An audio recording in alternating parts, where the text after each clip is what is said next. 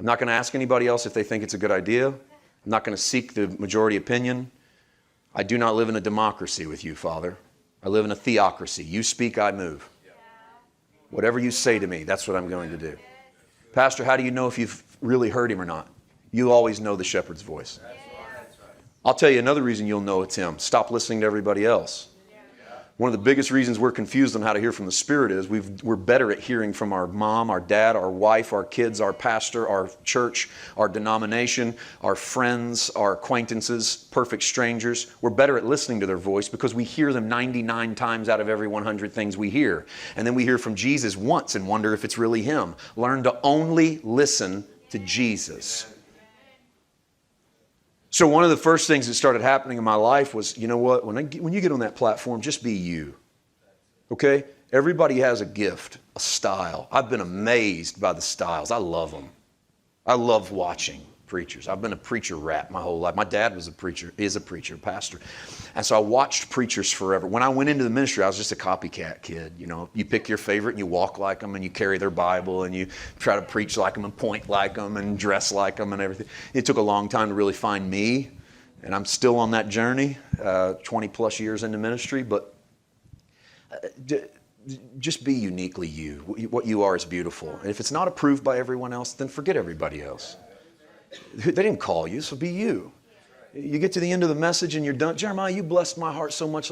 Everything you said was awesome. The thing you said that you probably didn't think anybody got anything out of was the very thing I elbowed my wife and said, that I loved. You got done and you said, I'm done. And I loved the whole message, but I literally elbowed her and said, that's what I'm talking about. Why? Because that's a man who knows he's finished speaking through me. I'm not going to get up here and play around for 5 minutes so I can introduce you to something else and then drag it into no one cares and you can't wait to go to the bathroom anyway. So it was beautiful. I honor that. It took me a long time to get right there. I'm getting there to where you can just say, you know what, I'm done. The Spirit has said what he wants to say. I'm finished. If that's offensive, that's offensive. I think Jesus was perfect at walking out of a room. He was so good at walking in one too. Oh God. What a moment when Jesus enters the room and he scans the crowd with no plan. Jesus didn't wake up in the morning, get out his BlackBerry and go, here's what we're going to do.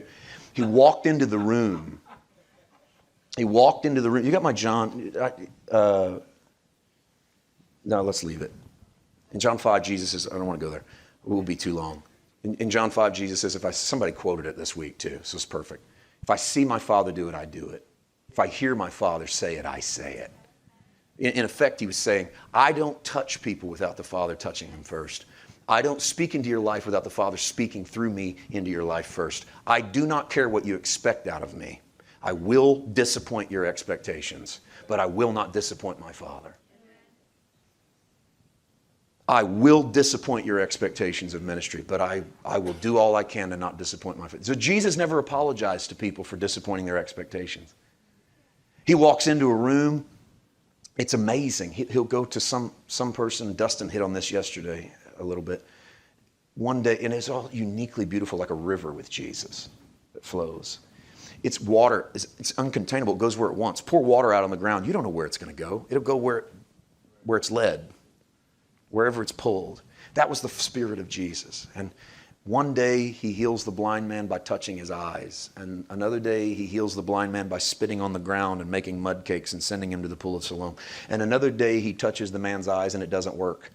So he has to touch them again and it works the second time. And another day he speaks the word and someone is healed. And another day they touch his shirt and they are healed. And another day he goes into the house and lays hands on them and they're healed. And I think every time he does it, he smiles. And he says to the Father, that was cool. I do. I think he said, that was cool how you did it today, Daddy. I didn't know how you were going to do it. I was shocked when you said spit on the ground. Dad, I'm going to be honest with you. When you said spit on the ground and make mud and then leave, I thought this one's going to be interesting.